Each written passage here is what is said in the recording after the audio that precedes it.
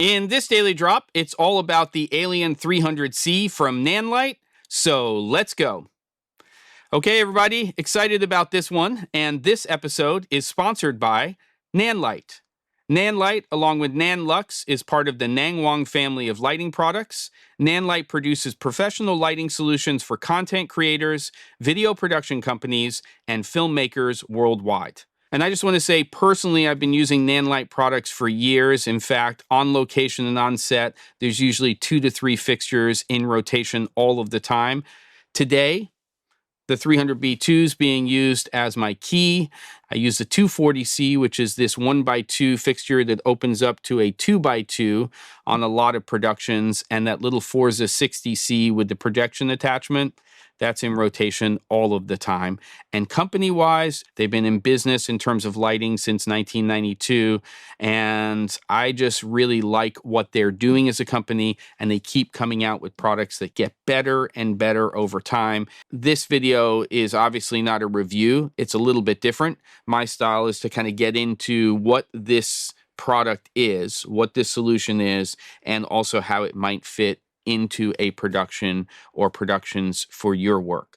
This Alien 300C here is something that I think is built as a rental type unit in terms of connectors, build quality, and also what it's designed for, which is really a fixture that is designed for interior and exterior types of productions. IP55 rated on the light head, which means that you can take this out into the elements, rain, snow, maybe not a hurricane or a huge snowstorm, but it is IP55 rated in terms of the light head itself. The control unit does have, and it comes with a cover that you can use, and that cover will allow you to basically protect that and any batteries attached to the unit. So this thing is made to be used inside and outside, and I think that that's the first thing to really think about when you're thinking about a unit like this. This weighs about 14.5 pounds. The actual LED array here is about 14 inches by just under 10 inches, so that's about 36 by 24 centimeters. And really well built in terms of build quality. And then the control unit isn't huge. It's not gigantic. It's pretty lightweight. Has all of the ports that you would expect to have on a fixture like this. And you can see that it has a 3-knob design, which makes it very easy to navigate when you're going through the menu system. This is compatible, of course, with the app itself, and you can set this up as either a single fixture, or you can actually create a scene with a group of different fixtures and you can control it from there. But you're going to get at least currently, the most control out of this unit from here. So let's go ahead and focus on mode first and foremost. We've got 6 different modes that are available. I'm going to just stay in correlated color temperature to begin with, and we'll just increase the intensity. I actually have this set right now to 0.1% increments below 10%, which is really helping with that low dimming curve with the light. And that's your intensity knob on the left. Middle knob in CCT, or correlated color temperature mode, is for your Kelvin temperature, and you can press that knob and it will go through presets. Now, one of the things that I think sets this apart from some of the other fixtures in the Nanlite family and in general is just the huge color range that you're getting from this. You're getting from 2700 Kelvin all the way up to 12,000 Kelvin. And quite honestly, when you're in exterior locations, which this light is really designed for and excels at, you will find that when you're getting into blue hour and later in the day, that your Kelvin temperatures could be well above even the 7,500 Kelvin that you might get out of a Pavo Slim fixture. Also, just being able to go to those lower color temperatures is really nice, because you might be at tungsten and you just want to warm that up a little bit. So that's really a good feature. And then you have your green magenta adjustment right here. And if you press the button, it'll go back to 0. Now, I cannot overstate how important green magenta is to me in a light fixture.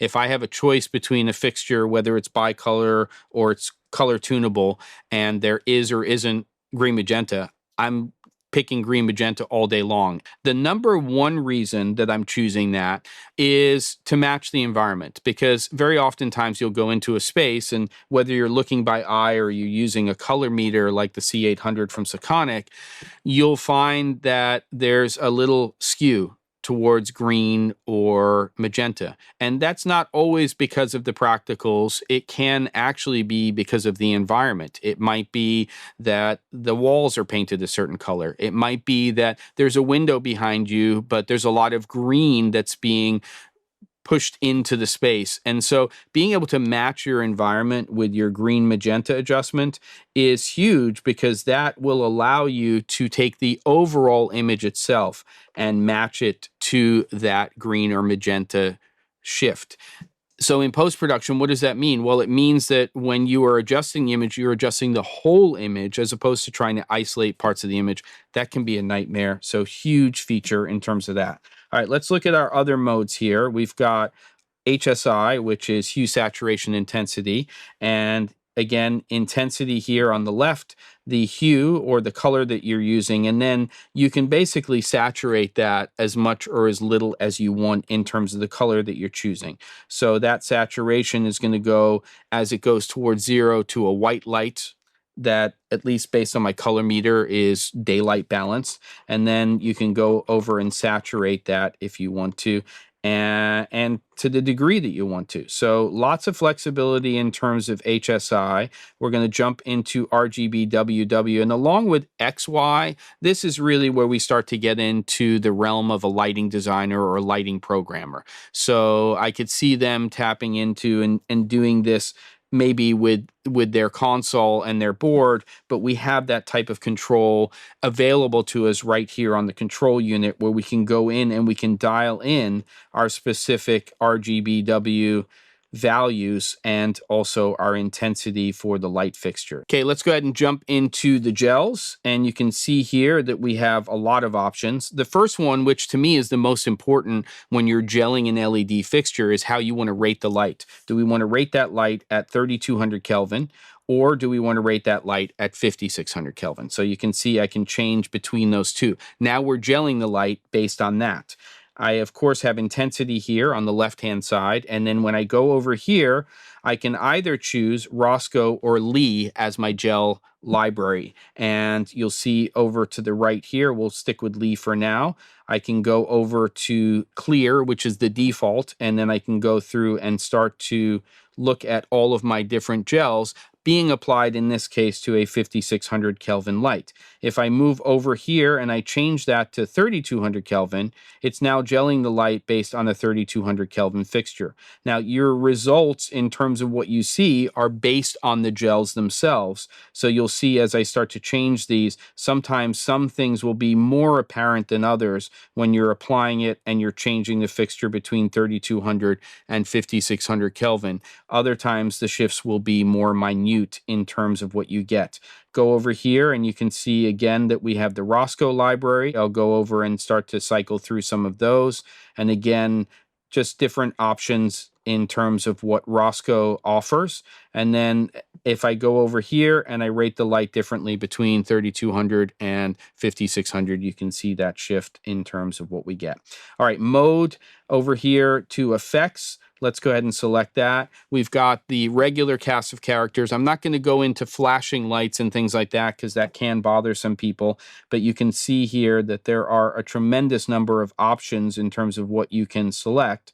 And then let's go back over here to my hue loop and select it. So you can see that you have lots and lots of different options in terms of what you can change here, even in just that one effect. All right. Back over here to my modes, and I'm going to go ahead and go back to correlated color temperature. I'm going to leave this on 5600 Kelvin because that's how I'm lit inside of the studio. Now let's just say that I wanted to set this up a certain way. I'm just going to go ahead and set this to a 1%, and I'm going to go ahead and change my color temperature slightly.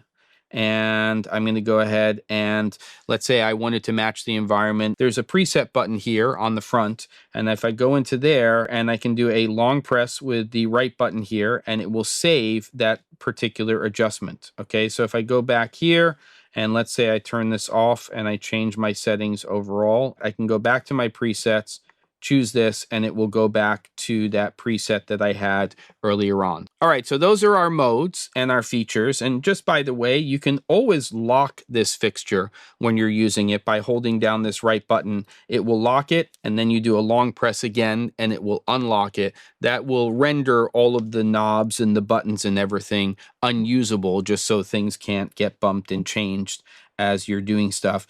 But let's get into the overall menu now. 6 different sections, light control being the first one. And what we're going to talk about here are output modes. We want to get the most output or maximum output out of our fixture when we need to. But when you are on set especially, there are times where you know you're not going to be using the full intensity of the unit, and you might be metering for ratios.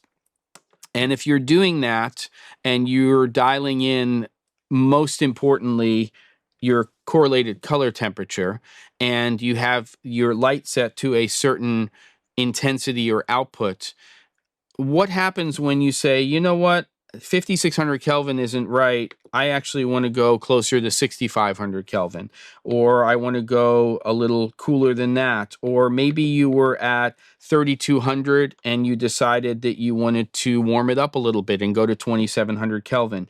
Well, that feature in terms of constant output is the key to the castle, because that allows you to keep your output intensity of the unit consistent throughout your correlated color temperature. I think that that's really important. Then if you need to get the max output out of the unit, you just set it to that. And then as you cycle through, you're going to find that you might get more output out of 5600 Kelvin than you would at 2700. All right, so dimming. You absolutely can set this to 1% dimming increments for the fixture itself. And as you do that, it'll go 1, 2, 3, 4, 5, 6, 7, so on and so forth. But for many situations, I think that what you'll want to do is set this to at least a 0.1% below 10%.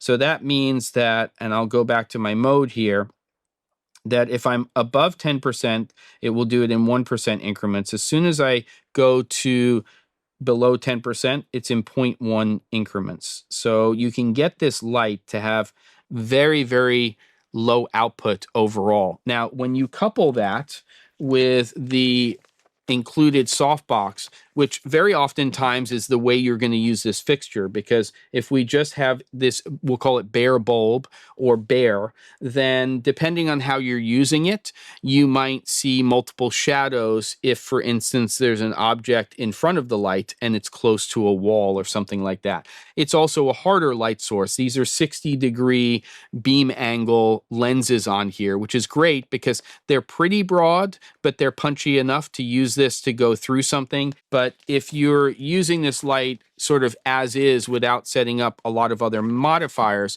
you have this softbox, which has some distance here to really soften up these. This just attaches to the unit, and you just use basically these elastic parts here, and then there's other elastic so that it can sit flat. So this can basically live on your unit. What's that going to do? Well, of course, to a very slight degree, it's going to soften the light. It will reduce the output to a degree as well. But what it's doing is it's evening out all of those LED diodes. All right, so let's go ahead and get back into the menu here, and we're going to go over to address DMX. This is extensive. For me, kind of like the RGB, W, and the XY coordinates, this is really getting into the realm of lighting programmers, lighting designers, where you're setting up multiple fixtures and you're addressing it with an address, and you're either doing wired or wireless in terms of controlling those. So you can do just regular wired DMX, but you can also do lumen radio, CRMX control of these. And you can see here that as I get into the different features, it's extensive in terms of what you can do. So if I go back to my menu here, for instance, just getting into dimming curves alone, you can see that this light is designed and is supposed to be used for any type, but also higher end productions as a whole. Back to the menu. We have our wireless controls inside of here that you can set up. Again, over here, we have our display settings, and this is how bright your screen is. I've set it to 80% just for exposure reasons here, but if you needed to turn it down because it was bothersome on set, you could do that. Rotate screen, pretty obvious, but it'll flip the screen so that if you have this control unit upside down somewhere and you had to mount it for some reason in terms of how you were routing everything, you could do that. I'll set that back to normal right now. And you can also see that there's a button light option here. So if I turn that off, all of these buttons go dark. Again, only if this control unit was somewhere where those lights were somehow being picked up by camera or something like that, but you have those options. Having them is better than not having them. All right, let's go ahead and get into our fixture setting options. And you can see here that the first thing is fan control. I have this set to full speed right now, so the fan is running at a constant. It's quiet.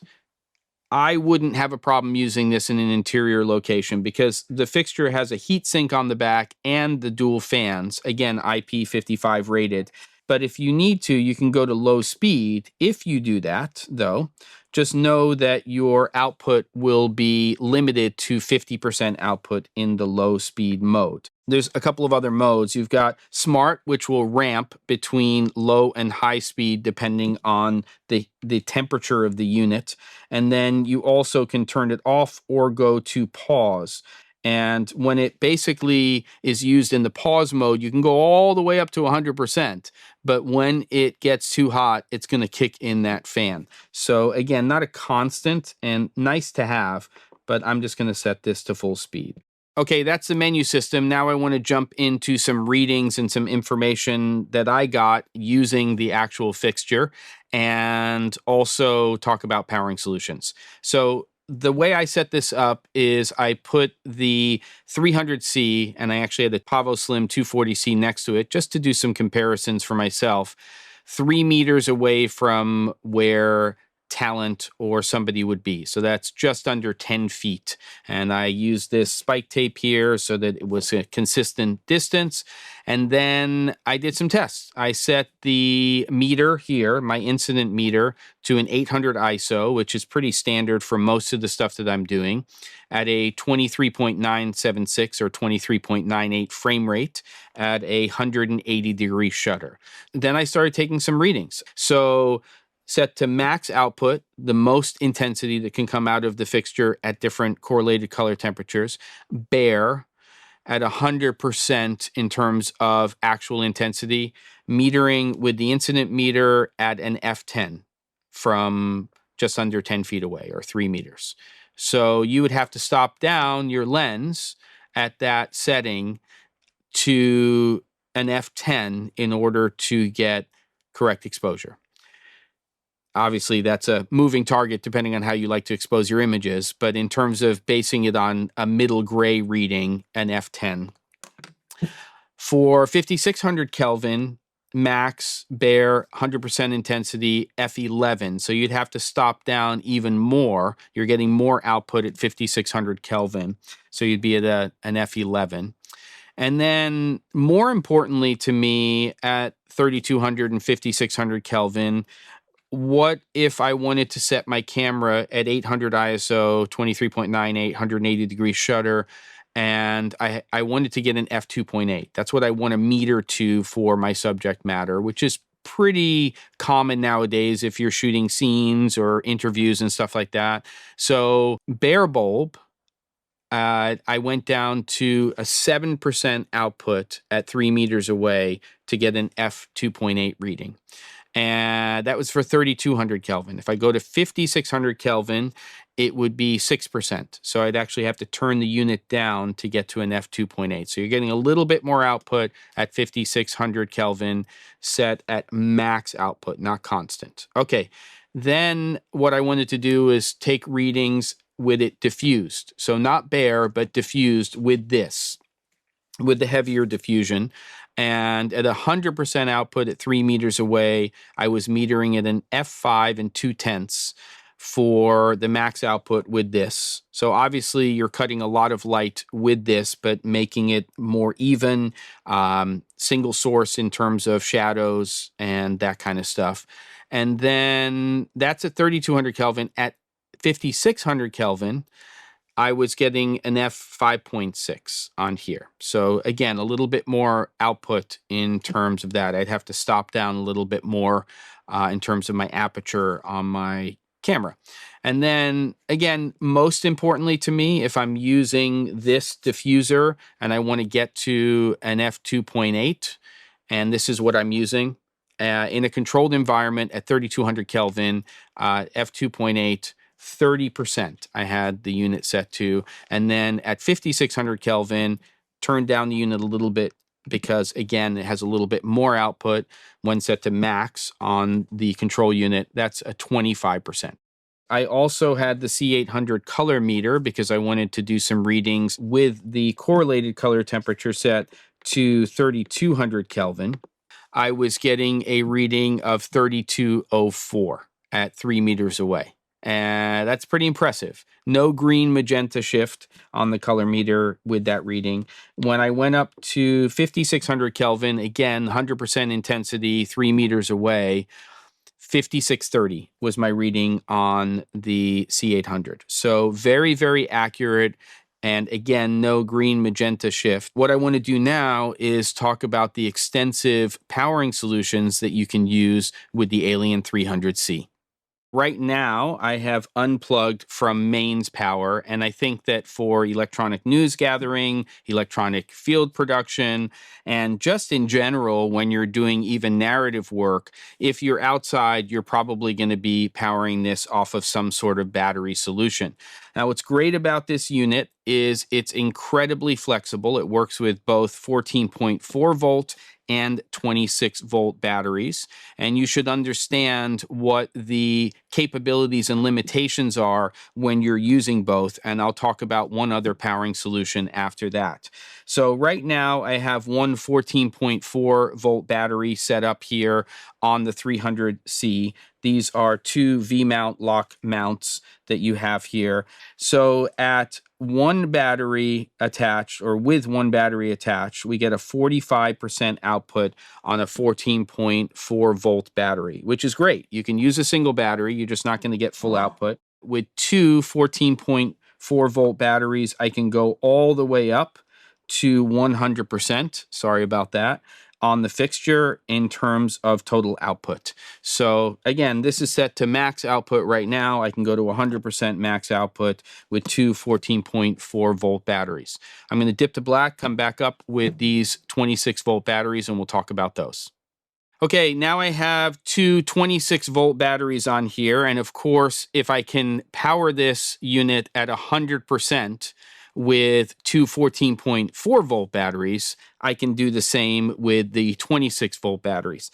So unlike using 14.4 volt batteries where you're only going to get 45% output or intensity with one battery, with the 26 volt battery, you're going to be getting 75% output overall. All right, I'm going to go ahead and power off this unit and put this other battery here because this one's so heavy on the one side that it's throwing off the whole balance. And now I want to talk about one other type of powering solution. All right, so the last thing I want to talk about are power stations, because I think these are more than a viable option right now to power fixtures like this in production, especially if you're doing ENG or EFP work, or even narrative work and you're taking these out on location. Now, yes, you can hear a fan on this Jupio 1500 running. It's very low. If you think about that in an exterior location compared to the ambient noise level, I don't think it's going to be a problem at all. This is nice because at 1500 watts, I can run this light for a long time. And what I have right now is this set to 3200 Kelvin. I'm just going to go to 100%. trying not to blast you with this, so I have it pointed in the other direction.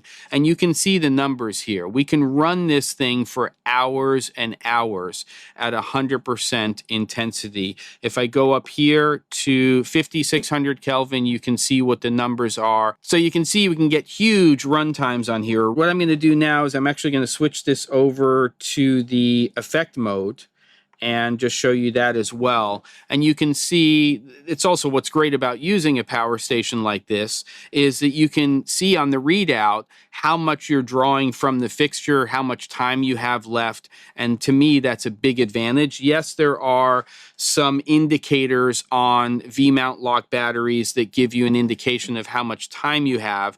And we're starting to see some smarter batteries with displays on them so that you can get similar types of readings. But I think a power station might be a good option, especially for exterior locations. Remember that this is not IP55 rated. So what you might want to do is you might want to go ahead and I'm just going to go ahead and change this back over just so that we're on a constant light here. You might want to go ahead and get some sort of case for this, but you need to make sure that there is enough venting for the fans. So really check into that, or keep this under cover if you're using it outside in inclement weather when it's raining, snowing, things like that. And then for interior locations, I would just make sure if you're using a power station that that's a little bit further away from your talent and your microphone sources. There are some smaller power stations on the market that actually don't have fans running when you're using them. But as you can see, this is a very viable option, especially compared to our 2K putt-putts, which make a lot of noise and you're constantly filling them with gasoline. You have to do oil changes and all of that quote unquote fun stuff. And so again, I think for the Alien 300C, we have a lot of powering solutions that you can use. I'm going to go ahead and dip to black and we'll wrap this thing up. All right, that's a wrap on the Alien 300C from Nanlite, and hopefully this video has given you a better idea of what the fixture's capabilities are and how it might fit into your productions. I can see this light with its IP55 rating excelling in exterior type locations, especially because of all of the flexibility it has in terms of powering solutions. The goal on this channel, as always, is education, so I hope you learned something. Thanks for watching.